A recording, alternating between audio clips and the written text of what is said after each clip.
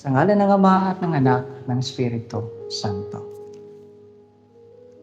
Isang mapagpalang linggo po sa inyong lahat. Ngayon po ay nasa huling linggo tayo ng Adbyento. At ngayong linggo, inihikayat po tayo ni San Jose, Saint Joseph, na tanggapin ang kalooban ng Panginoon. Sa ating gospel, kwento po sa atin na si Saint Joseph ay nagka-krisis. Nalaman po niya kasi na buntis si Maria na kanyang mapapangasawa at hindi po siya ang ama. Napakalaking problema. Dito, sa problemang ito, mayroon tayong tatlong matututunan kay San Jose. Ano ito?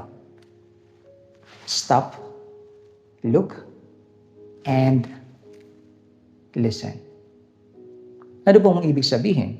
Pag sinasabi pong stop, ibig pong sabihin, magdasal po.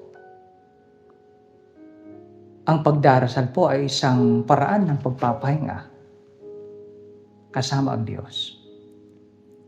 Nakakapagod kaya ang makaranas ng krisis. And so, rest, pray, communicate to God. Si San Jose, anong ginawa niya? He slept. Natulog po siya.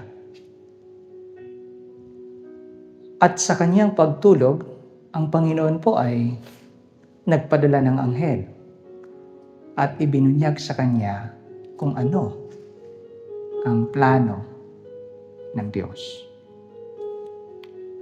It's a form of praying. God communicated to Saint Joseph in a dream. So pag nagkri-krisis po tayo, magdasal po, huminto, magpahinga. Pangalawa, look. Ano pong ibig sabihin? Ibig pong sabihin, magnilay po tayo.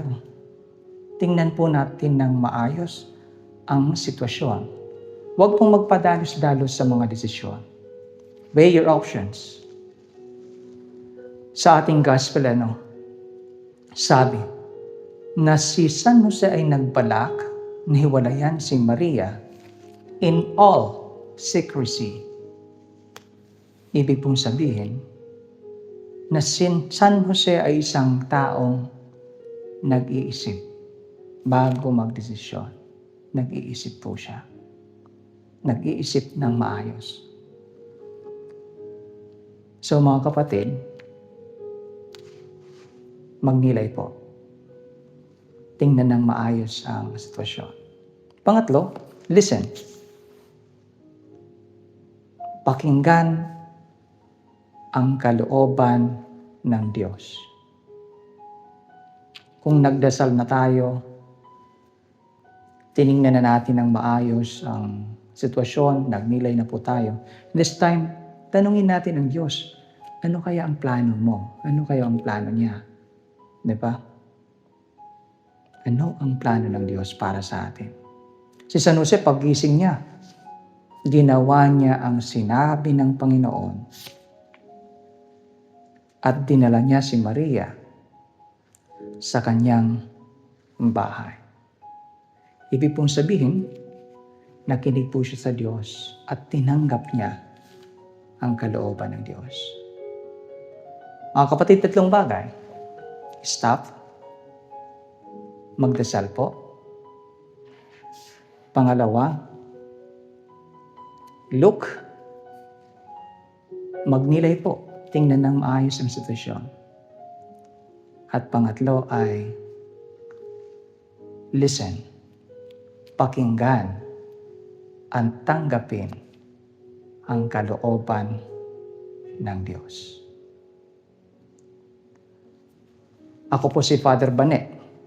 Ngayong linggo, pinapaalalahanan tayo ni San Jose to stop and to look and to listen to God's plan always. At nawa, tanggapin natin ang kalooban ng Diyos. Sa ngalan ng Ama at Anak at Espiritu Santo.